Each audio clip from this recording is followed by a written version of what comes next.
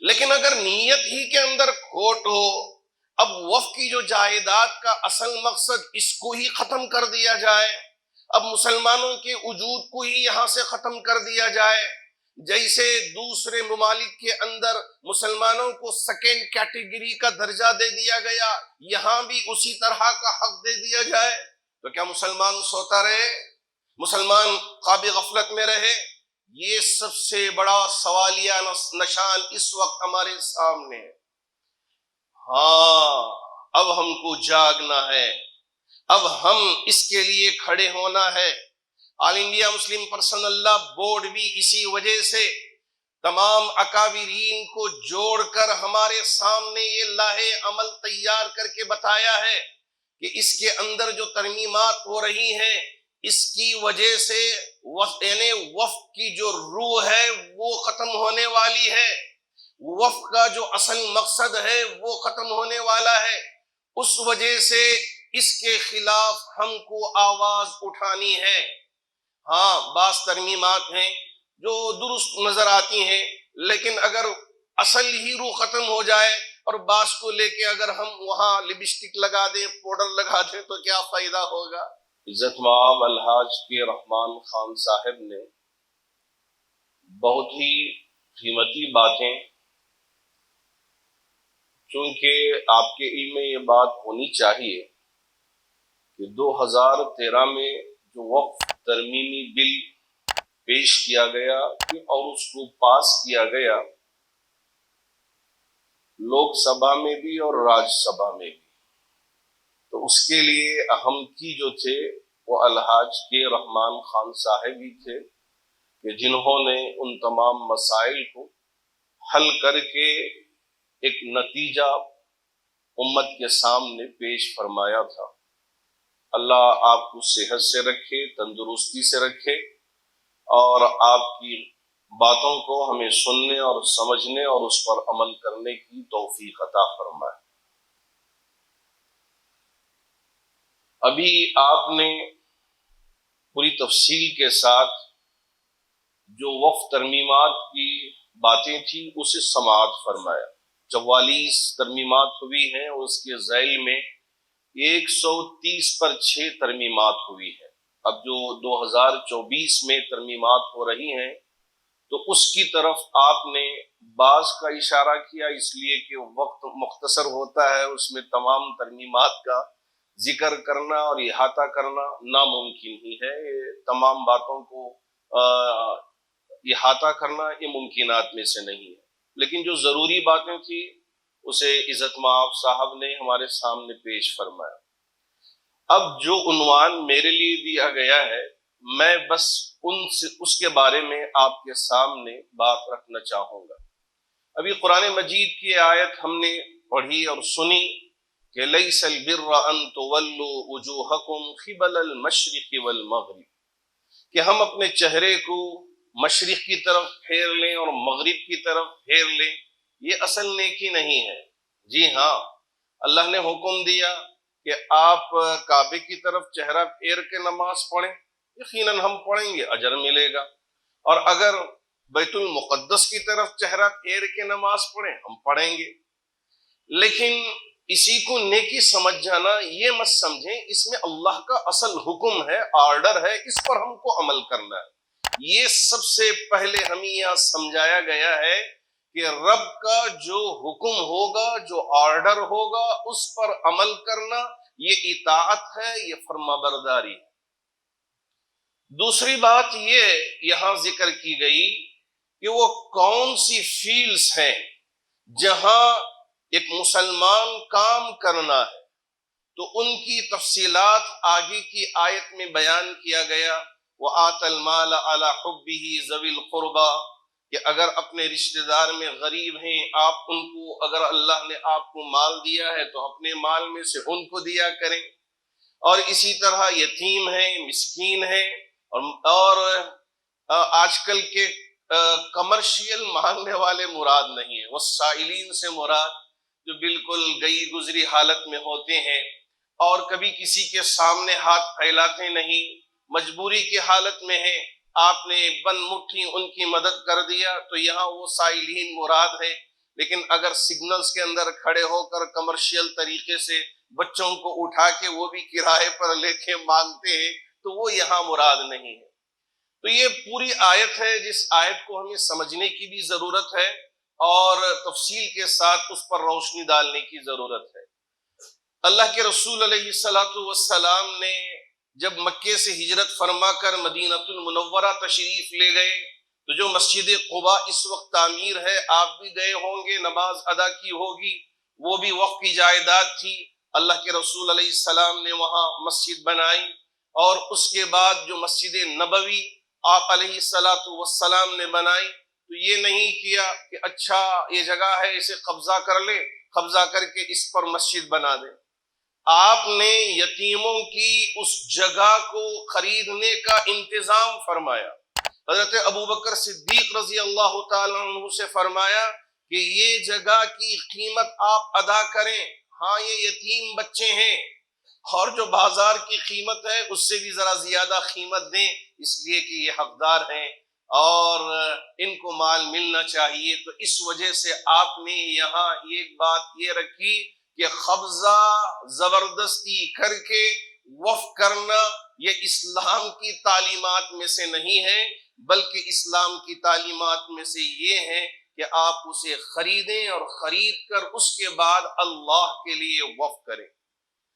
جو وقف ہے یہ وقف کے لغوی معنی، اور اگر ڈکشنری کے حساب سے معنی سمجھنا چاہیں تو اس کے معنی ہیں روکنا، یہ لفظی معنی ہوتا ہے۔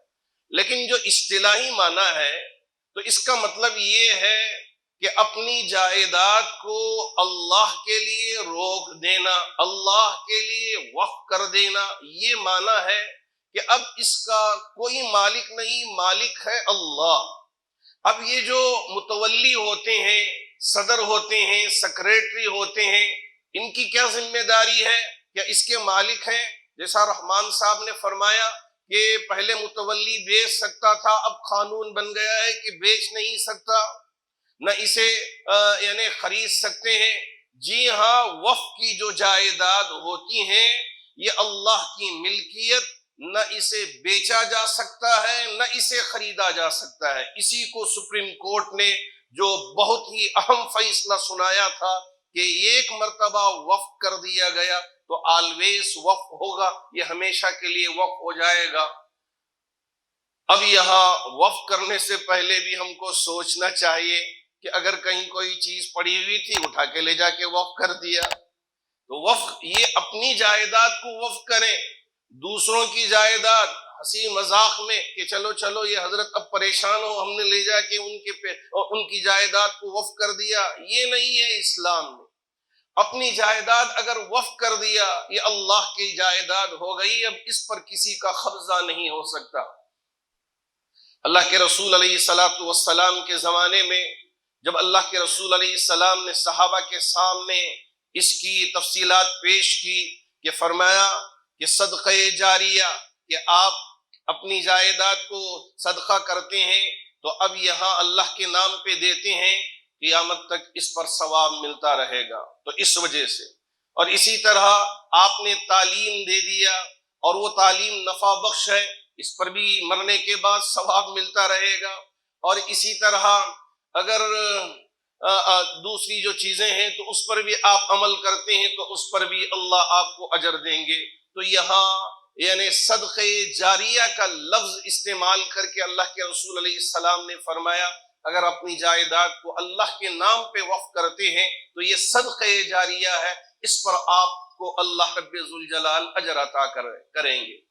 جیسے یہ حدیث سننا تھا، صحابہ میں شوق تھا تو اپنے باغات کو بھی اپنی زمینوں کو بھی اللہ کے لیے وقف کرنا شروع کر دیا تھا۔ اور حضرت عمر فاروق رضی اللہ تعالیٰ عنہ کو خیبر میں ایک باغ ملا تھا، جب یہ سنا تو انہوں نے وقف کر دیا۔ آپ نے شاید سنا ہوگا وہ حدیث حضرت طلحہ کی، اللہ کے رسول علیہ السلام نے جب آیت پڑھی من ذا الذی یقرض اللہ قرضا حسنا فیضاعفہ لہ اضعافا کثیرا، اللہ کے لیے بھی قرض کی ضرورت ہے، یہ کیا مطلب سمجھ میں نہیں آیا؟ حضرت طلحہ سے اللہ کے رسول علیہ السلام نے فرمایا یہ اللہ کے لیے قرض دینا نہیں ہے، کہ یہ اللہ کو قرض دینے کا مطلب یہ ہے کہ انسانیت کی نفع بخشی کے لیے آپ نے اپنی زمین کو، اپنی جائیداد کو اللہ کے لیے وقف کر دیا، یا منقولہ چیز، غیر منقولہ چیز، اس کو آپ نے وقف کر دیا، تو یہاں اللہ کے یہاں آپ کو اجر و ثواب ملے گا۔ تو حضرت طلحہ رضی اللہ تعالیٰ عنہ فرمایا، یا رسول اللہ، میرے 2 باغ ہیں اور ایک باغ میں بہت کھجور کے درخت ہیں، بہت گھنا ماشاءاللہ باغ ہے، اور اس کا پانی بھی بڑا میٹھا ہے، بڑا میٹھا ہے۔ اللہ کے رسول علیہ السلام کبھی جا کے وہاں اس پانی کو آپ پیتے تھے، اس لیے کہ پانی بڑا مدینے کا وہ باغ کا میٹھا ہوتا تھا۔ حضرت طلحہ رضی اللہ تعالیٰ عنہ نے فرمایا، دہدہ، ابو الدہدہ جسے کہتے ہیں، طلحہ نے بھی وقف کیا اور ابو الدہدہ نے بھی وقف کیا۔ تو یہ صحابہ کی ایک جماعت ہے جنہوں نے اپنے باغات کو وقف کیا، اور کنواں ہے، اب ہم سمجھتے ہیں کہ بورویل اگر مسجد میں کھود دیا تو اس پر اجر و ثواب ملے گا۔ تو حضرت عثمان غنی رضی اللہ تعالیٰ عنہ نے یہودی سے کنویں کو خرید کر مسلمانوں کے لیے وقف کر دیا، کہا کہ ہاں یہ وقف ہے اور اس سے اجر و ثواب مجھے ملتا رہے گا، کوئی اور میری نیت نہیں ہے۔ تو ان ساری چیزوں کا ماحصل کیا ہے؟ نیت پر ہے۔ اللہ کے رسول علیہ السلام نے فرمایا، انما الاعمال بالنیات وانما لامرئ ما نوى، اعمال کا دار و مدار نیتوں پر ہے، اور انسان جس بات کی نیت کرتا ہے اللہ وہ اس کے لیے عطا کرتا ہے۔ اب یہاں یہ نیت درست ہونا ضروری ہے۔ ہمارے کے رحمان خان صاحب نے جو 2013 میں امینڈمنٹ کیا تھا، ترمیمات کیا تھا، نیت اچھی تھی، اس سے وقف کا تحفظ ہو سکے اور اس کے اندر جو خامیاں ہیں وہ خامیاں دور ہو جائیں اور یہ جائیداد اور مضبوط ہو جائے، مقصد یہ تھا۔ اب جو ترمیمات ہو رہی ہیں تو اب یہ سمجھنے کی ضرورت ہے کہ یہاں نیت میں کھوٹ ہے۔ اصل یہ بات ہم کو سمجھنی ہے کہ نیت اگر درست ہوتی تو ہم کو کوئی پریشانی کی بات نہیں تھی۔ جی ہاں، ترمیمات کریں اور اس کے اندر جو خامیاں ہیں ان خامیوں کو آپ صحیح کریں، ہمارے لیے کوئی پریشانی کی بات نہیں ہے۔ لیکن اگر نیت ہی کے اندر کھوٹ ہو، اب وقف کی جو جائیداد کا اصل مقصد اس کو ہی ختم کر دیا جائے، اب مسلمانوں کے وجود کو ہی یہاں سے ختم کر دیا جائے، جیسے دوسرے ممالک کے اندر مسلمانوں کو سیکنڈ کیٹیگری کا درجہ دے دیا گیا، یہاں بھی اسی طرح کا حق دے دیا جائے، تو کیا مسلمان سوتا رہے؟ مسلمان خواب غفلت میں رہے؟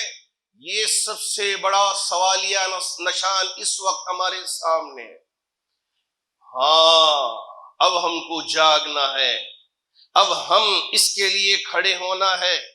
آل انڈیا مسلم پرسنل لا بورڈ بھی اسی وجہ سے تمام اکابرین کو جوڑ کر ہمارے سامنے یہ لاہے عمل تیار کر کے بتایا ہے کہ اس کے اندر جو ترمیمات ہو رہی ہیں اس کی وجہ سے یعنی وفق کی جو روح ہے وہ ختم ہونے والی ہے، وفق کا جو اصل مقصد ہے وہ ختم ہونے والا ہے۔ اس وجہ سے اس کے خلاف ہم کو آواز اٹھانی ہے۔ ہاں، بعض ترمیمات ہیں جو درست نظر آتی ہیں، لیکن اگر اصل ہی روح ختم ہو جائے اور بعض کو لے کے اگر ہم وہاں لپسٹک لگا دیں، پاؤڈر لگا دیں تو کیا فائدہ ہوگا؟ اس وجہ سے ہمارے ان اکابرین نے اصل جو اس سلسلے میں وکیل ہیں، جو اچھی معلومات رکھتے ہیں، اور جو افسران ہیں جو اچھی معلومات رکھتے ہیں، ان سے مشورہ کرنے کے بعد یہ طے کیا کہ اس پوری بل کی مخالفت کے لیے ملک کے طول و عرض سے آواز اٹھائی جائے گی۔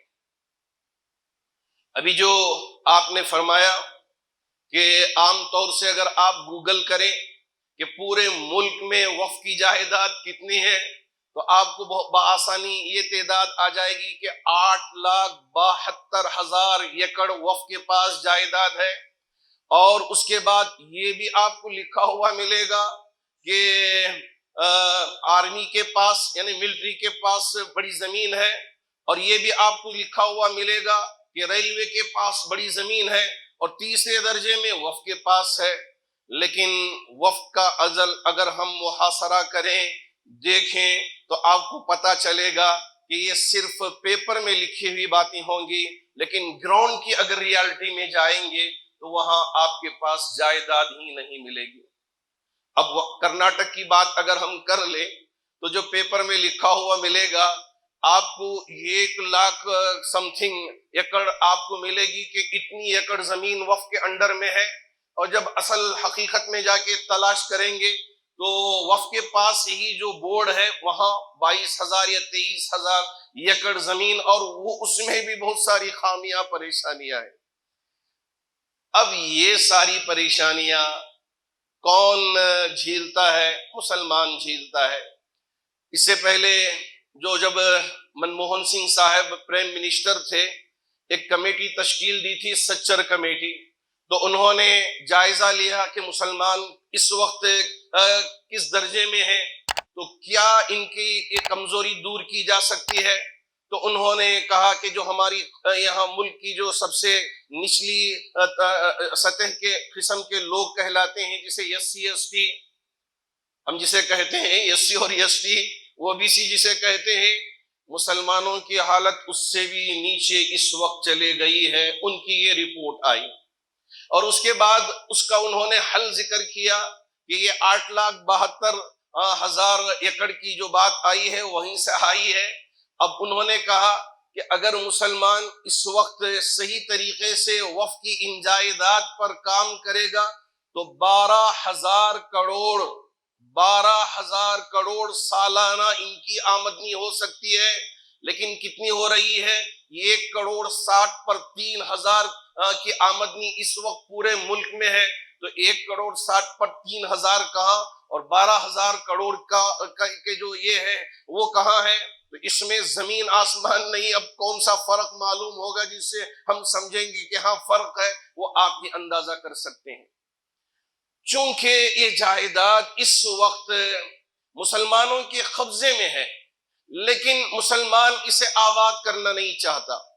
آپ نے وہاں ایک یہ شق بھی رکھا تھا کہ مارکیٹ ویلیو پر جو بھی جائیداد اس وقت تمہارے قبضے میں ہے، دکان ہے یا کوئی اور جائیداد ہے، اسے دینا چاہیے۔ لیکن اگر زمین کی ریالٹی پر جائے تو یہ مارکیٹ ویلیو کہاں، اس لیے کہ یہ ساری چیزیں اس طرح سے ہوتی ہیں۔ اکثر و بیشتر یہ دیکھا گیا کہ پہلے سے پگڑی کا رواج چلا تھا کہ جتنی بھی جائیداد ہوتی ہیں، جیسے کارپوریشن کے دکان ہی ایک مرتبہ لے لیے، تھوڑا سا کرایہ مقرر ہو گیا، اب یہ دکان اسی کا ہے، بس جائیداد تو کارپوریشن کی ہوگی، اب یہاں بیچتے بھی ہیں، خریدتے بھی ہیں، بیچتے بھی ہیں، خریدتے بھی ہیں۔ تو اسی طرح یہاں مسلمانوں کی جائیداد میں بیچنا بھی ہوتا ہے، خریدنا بھی ہوتا ہے۔ نام کو وہ جائیداد اس ادارے سے متعلق ہے، ملحق ہے، لیکن اگر مارکیٹ میں اگر دیکھا جائے، میرے پاس ایک دو نہیں کئی افراد آ کے مسئلہ دریافت کرتے ہیں جن کے دل میں اللہ کا ڈر ہے، اللہ کا خوف ہے، مولانا یہ دکان بک رہا ہے۔ لفظ ذرا غور کیجئے، یہ مجھ سے پوچھتے ہیں کہ مولانا مسجد کا یہ دکان بک رہا ہے، وقف کا یہ دکان بک رہا ہے، کیا میں اسے خرید سکتا ہوں؟ ایک عالم کیا جواب دے سکتا ہے؟ آپ کی ذرا اندازہ لگائے۔ کیا میں یہ کہوں گا بھائی بک رہا ہے آپ خرید لیجئے، ماشاءاللہ، خرید کر آپ اسے بھی اس کے بعد تھوڑے سالوں کے بعد آپ بھی بیچ دیجئے، یہی کہوں؟ میں جیسے ہی ان کے وہ الفاظ سنتا ہوں میں استغفار پڑھتا ہوں، استغفر اللہ، لا حول ولا قوت الا باللہ، یا میرے اللہ، اب یہ مسلمانوں کی وقف کی جائیداد بھی بک رہی ہے اور مسلمان ہی خریدنا چاہتا ہے۔ اب یہ اکا دکا یہ لوگ آ کے پوچھ لیتے ہیں، لیکن اکثر و بیشتر مارکیٹ میں خرید بھی رہے ہیں، بیچ بھی رہے ہیں، اور ماشاءاللہ یہ افراد پہلی صف میں رہتے ہیں کہ ہاں اللہ اکبر، وقف کی جائیداد میں نے خرید لیا حضرت، اللہ اکبر، نماز بھی پڑھتے ہیں۔ اب میں ان پر روؤں یا یہ ہے کہ آنکھ بہاؤں، یا یہ ہے کہ میں افسوس کرتے ہوئے بیٹھ جاؤں؟ اسی کے لیے ہمارے خان صاحب نے یہ اشارہ کیا کہ اس وقت قوم کو کھڑے ہونے کی ضرورت ہے۔ ایک طرف جو فسطائی طاقتیں ہیں وہ ہمارے وجود کو ختم کرنے پر تلے ہوئے ہیں، تو دوسری طرف ہماری قوم ہی ہم کو نیچے گرانے پر لگی ہوئی ہے، تو اب قوم کو اٹھائے گا کون؟ جب ہم کروڑوں میں ہوں گے اور ہم کو پیسا جا رہا ہوگا، ہم پکار رہے ہوں گے ذرا میری مدد کے لیے آگے آئے، میری مدد کے لیے آگے آئے۔ اگر اس وقت ہم نے کام نہیں کیا، اگر اس وقت ہم آواز لگائیں گے، ہماری وہ آواز بڑی کمزور سی ہوگی، نحیف سی ہوگی، ہم پکار رہے ہوں گے، ہماری آواز کی طرف کوئی توجہ دینے کے لیے تیار نہیں ہوگا۔ اب ہے وقت اپنی ان خامیوں کو درست کر لینے کا۔ جو چیزیں بتائی جا رہی ہیں ان کی طرف قوم کو بیدار ہونے کا، کہ جی ہاں یہ بہت زمانے سے چلا آ رہا ہے پگڑی کا سلسلہ، اسے ختم کریں، اور یہ جو ادارے متعلق ہیں وہ ادارے ان کے کنٹرول میں یہ پوری جائیداد آئے، اور یہاں رینٹ کا سلسلہ چلے اور خاصی تعداد رینٹ میں آئے۔ یہاں کمیٹیاں جو بنائی جاتی ہیں 11 مہینے کے لیے بنائی جاتی ہیں وقف بورڈ سے۔ اب جو احباب آتے ہیں وہ سوچتے ہیں کہ 11 مہینے میں ہم کیا کریں، 3 سال کے لیے اصل بنانی ہے۔ اب وہ 3 سال کی جگہ میں ڈسپیوٹ ہماری قوم میں ان کو بنائے تو وہ آ کے غلاٹہ کریں گے، ان کو بنائیں گے تو یہ غلاٹہ کریں گے۔ اب یہ کمیٹیاں بنانے میں یہ بڑا سر کا درد بنا ہوا ہے وقف بورڈ میں۔ آپ جا کر دیکھیں کہ ایک بڑا جمگٹھا رہتا ہے ہماری قوم کا کہ مجھے کمیٹی میں بنانا چاہیے، نہیں مجھے یہ مجھ میں تو یہ کہوں گا کہ جیسے اسلام کی ایک روایت ہے اور یہ بات چل پڑی ہے کہ جو یہ کہے کہ مجھے بناؤ اسے ہٹاؤ، جو نہیں بننا چاہتا ہے اسے لے کر آ کر ذمہ داری دو، وہ پوری ذمہ داری ادا کرے۔ اب یہاں 11 مہینے، اب 11 مہینے میں کیا کروں؟ تو اس وجہ سے اب یہ ایسے ہی پڑے رہے، اب کہاں اس کو ترقی کی طرف لے کے آئیں گے، چھوڑیے اب ایسی ہی یہ برباد ہو کے جائے، مجھے اس سے کیا لینے دینا ہے۔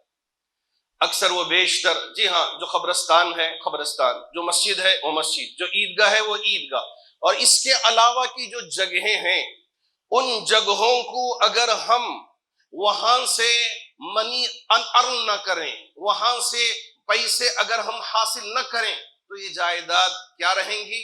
ایک گجری کی جگہ رہے گی اور ایک میکینک شاپ بنی ہوئی رہیں گی۔ میرے پاس کچھ لوگ آئے تھے ایک علاقے کے، کہنے لگے کہ حضرت یہ پہلے کی جو کمیٹی ہے یہ کچھ کام نہیں کی ہے، ہم نوجوان ہیں، ہم کرنا چاہتے ہیں۔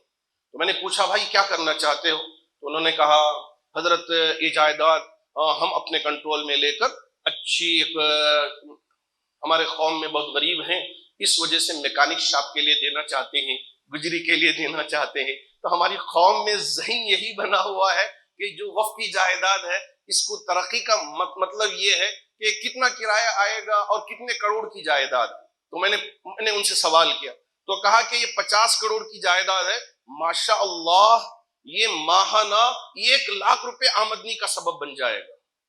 واہ رے واہ، مین روڈ کی جائیداد 50 کروڑ کی اور 1 لاکھ، اگر آپ کی یہ جائیداد 50 کروڑ کی ہو تو وہاں سے آمدنی ماہانہ 1 لاکھ اگر آ رہی ہو تو کیا آپ اس پر قناعت کر لیں گے؟ آپ خود اس میں حساب کر کے آپ خود فیصلہ لیں کہ اب ہم کیسے ان جائیداد کو ترقی کی طرف لے کر جانا ہے، اور یہ جو پگڑی کا جو ماحول بنا ہوا ہے تمام جائیدادوں میں، اسے ختم کر کے یہ رینٹ کے طور پر اس کو کیسے آگے لے کے آنا ہے۔ ایک تو یہ ہے، دوسری طرف فسطائی طاقتوں کی طرف سے جو اس وقت آزمائشیں مسلط کی گئی ہیں تو ان کو کس طرح سے فیس کرنا ہے، ان تمام باتوں پر ہم کو غور و فکر کرنا ہے۔ اللہ کرے کہ اللہ ہم کو صحیح سمجھ عطا فرمائے اور صحیح فیصلے لینے کی قوت عطا فرمائے، اور ان کو پوری قوت کے ساتھ نافذ کرنے کی ہمت، قوت، طاقت عطا فرمائے۔